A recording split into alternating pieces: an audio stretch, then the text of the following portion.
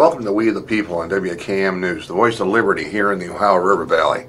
I'm Rick Roos. It's Lisa Seng Shadday. We are absolutely blessed to have the second lady, actually the wife of the Lieutenant Governor Eric Holcomb, Janet Holcomb, who, we've said before, needs frequent flyer points for coming down to Madison so much. She's been here twice this week, and I think a total of 4 times in the last 2 years. And her husband, Eric, if not more. And I think Eric's been here at least 8 times in the last 2 years. And welcome. Well, thank you. Glad you're here. Thank you. It's always good to be back. We love it here. How's it? Okay, we're not that far away from Election Day. How's it shaping up? Boy, it's moving fast. Things are going well, though. We're really pleased. The campaign is coming together. As you know, we're running a 100-day campaign, essentially, from start Pence's replacement on the ballot.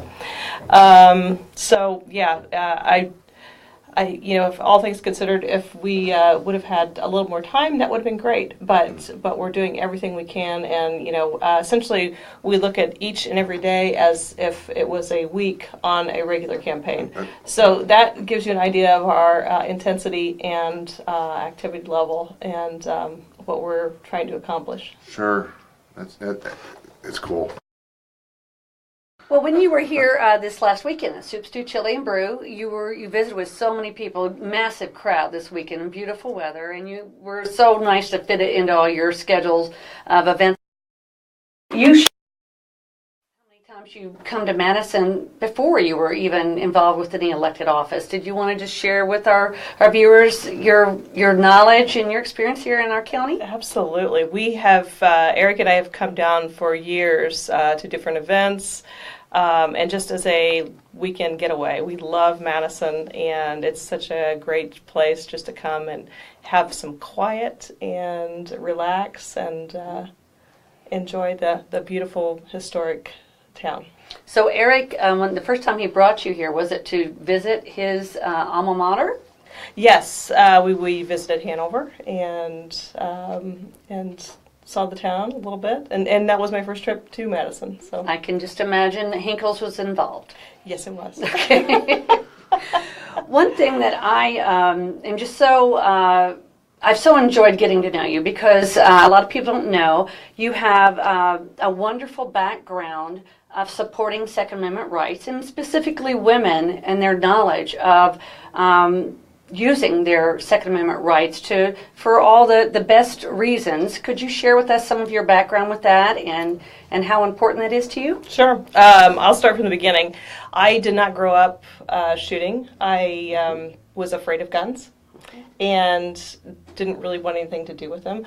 But our house got broken into, and we were actually at home, asleep, and someone came in and stole my purse. Unfortunately, they departed after that. And it was just a big wake up for me in terms of being able to protect ourselves, particularly in our own home. So after that experience, I decided to learn everything I possibly could about firearms, and started going shooting with some friends just to start learning, and really kind of began a really fun and interesting journey. So I educated myself, purchased my first gun, and as that often does, it led to others, and and then I got more involved in various shooting sports.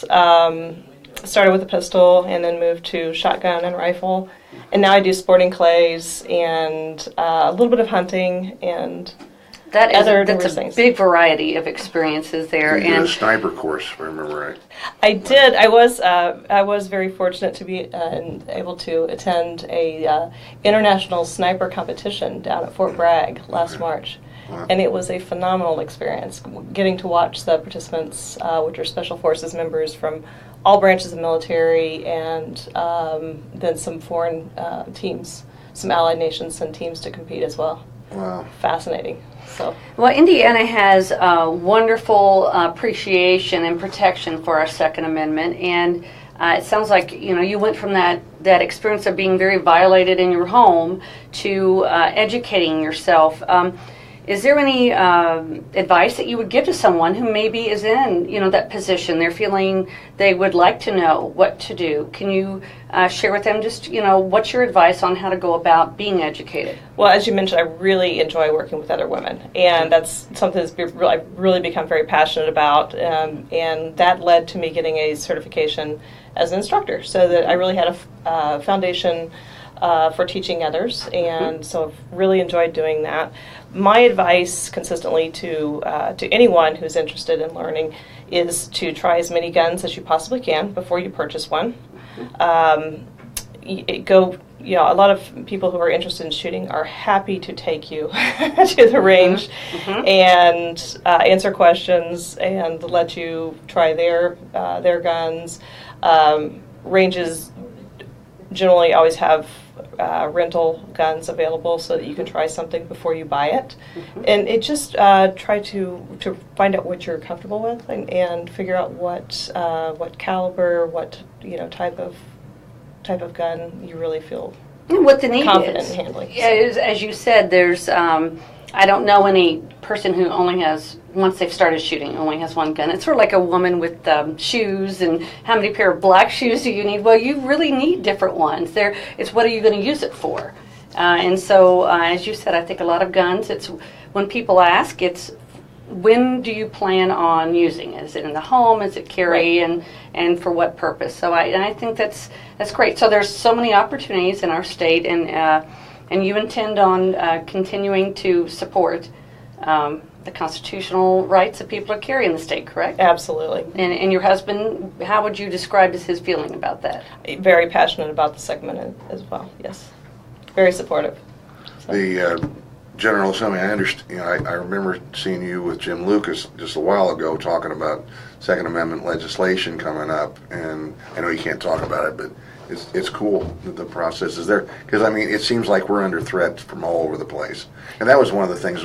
My thinking with Lieutenant Governor, as far as his passion not only for Second Amendment but the rest of them, the states' rights, because right. we are getting infringed by the federal government all the time, and depending on how this next election goes, we're going to be like almost like a fortress of solitude. Do you have any? Absolutely. Does he have any strategies as far as if Hillary wins or if Trump wins? We have not talked specifics on that yet, but he's really strongly in favor of strengthening, not weakening, our Second Amendment laws. I believes, as I do, that the Second Amendment is the amendment that reinforces all the others. And if we lose our Second Amendment rights, then the others will soon follow. What's your schedule? This is Tuesday, right? Tuesday. It is Tuesday. And what's unless it rains, and then it's rainy day. What's your schedule this week?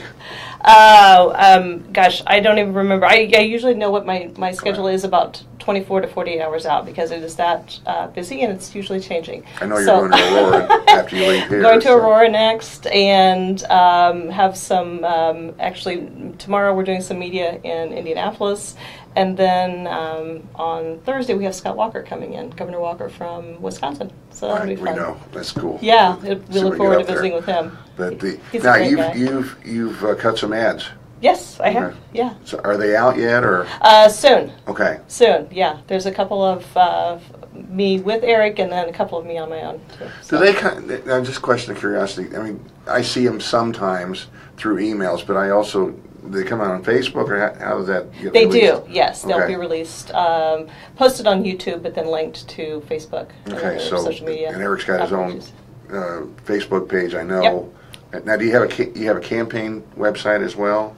Yes, we do. Okay. Yeah, Holcomb for Indiana. Okay. Yeah. Oh, that's awesome. For someone who has maybe very little knowledge about your husband and his background, or what he's wanting to stand for as a governor, can you share something with them? People who are trying to decide who they're going to vote for in this election for governor of Indiana.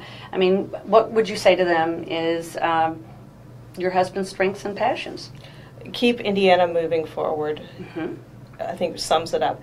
He worked closely with Governor Daniels when he was in office, and has worked with Mike Pence closely and was with Senator Coates for a couple of years there in between.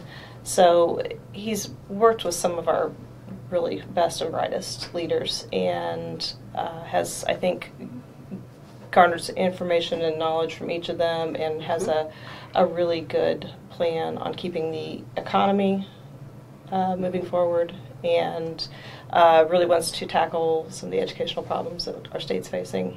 Well, he knows our state, and you know, a lot of times, living down here on the border, we understand what it feels like to sort of be, you know, ignored a lot of times because you're far away. But that goes back to how many times your husband and you both have traveled the state and made sure that you're aware of what's going on, even down on the border. We really appreciate that. Well, I know he's been to every county at least twice in the past year, and Wow. many counties he's been to dozens of times. So he doesn't stop moving, and I don't see him very often, to be to be honest. Well, Janet Holcomb, we certainly appreciate your time this afternoon, and we are praying for you and Eric every day. And we wish you nothing but blessings, and we thank you again for being here. This is We the People on WKMnews.com, the voice of liberty in the Ohio River Valley. Lisa, Rick, thanks. Thank you.